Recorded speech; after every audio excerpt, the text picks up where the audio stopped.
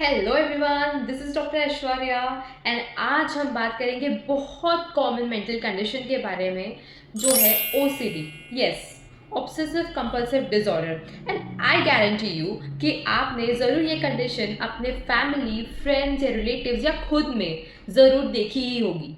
OCD एक ऐसी बीमारी है जिसमें हमें बहुत ज़्यादा ऑब्सेसिव थॉट्स आते हैं। एक ऐसी सिचुएशन जो हमें आग्रह कर देती है, बहुत ज़्यादा कंपल्शन कर देती है कोई पर्टिकुलर टास्क परफॉर्म करने के लिए। ओके, सो ओसीडी एक्चुअली होता क्यों है? तो इसके पीछे कई फैक्टर्स रिस्पॉन्सिबल है। फर्स्ट इज जेनेटिक फैक्टर, मतलब ये जो ओसीडी है ये आपके फैमिलीज में रन करता है। इसी के साथ साथ हमारे ब्रेन में कुछ ऐसे एरियाज होते हैं जैसे कि orbital frontal cortex, chordate nucleus, thalamus and anterior cingulate cortex. ये मिलके एक ऐसा लूप बनाते हैं जिसकी वजह से repetitive behaviour, repetitive thoughts and behavioural changes हमें देखने मिलते हैं। प्लस कुछ न्यूरोट्रांसमीटर्स जैसे कि डोपामाइन, सेरोटोनिन एंड ग्लूटामेट के इम्बैलेंस की वजह से भी ओसीडी के सिम्टम्स देखे जा सकते हैं।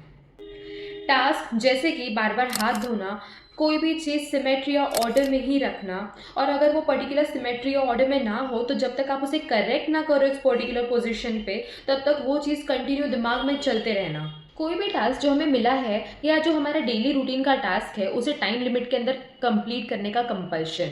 अब ये सुनने में कितना अच्छा लगता है ना कि काम कितने जल्दी हो जाएंगे, लेकिन नहीं। जिसे ओसीडी है उसे पता होता है कि अगर ये चीज़ नहीं हुई तो उनका पूरा दिन कितना बेकार जाता है, वो कितने चिंता में रहते हैं, कितने एंग्जाइटी में रहते हैं इन चीज़ों को लेकर। ओसीडी के सिम्टम्स हर एक इंडिविजुअल में वैरी करते हैं। कुछ एग्जांपल्स ऐसे भी हैं कि जैसे बार बार साफ सफाई करना या अपने बॉडी को बार बार वॉश करना due to fear of contamination या डर्टी फीलिंग के वजह से।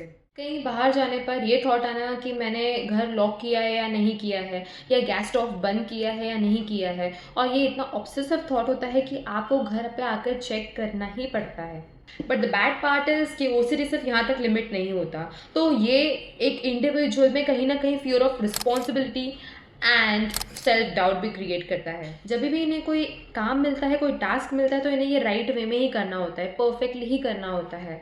ओके, तो ये इनके लिए एक बहुत बड़ा चिंता का विषय बन जाता है। तो द पॉइंट इज कि ऐसे इंडिविजुअल्स हमेशा चिंता में नजर आते हैं, हमेशा एंग्जाइटी एंड पैनिक में नजर आते हैं, और जब ये कंडीशन बढ़ती जाती है तो ये इंडिविजुअल्स डिप्रेशन में भी जा सकते हैं, और ये बहुत ज़्यादा बढ़ने पर इन्हें सुसाइडल थॉट्स भी आ सकते हैं।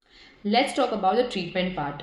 सो इन इंडिविजुअल्स में psychological counselling plus homoeopathic medicine के सपोर्ट से ओसीडी कंट्रोल किया जा सकता है। ओके, एंड ओसीडी के लिए होम्योपैथी में बहुत ही बेहतरीन दवाइयाँ हैं, प्लस साइकोलॉजिकल काउंसलिंग के वजह से पेशेंट की anxiety and panic state control किया जा सकता है।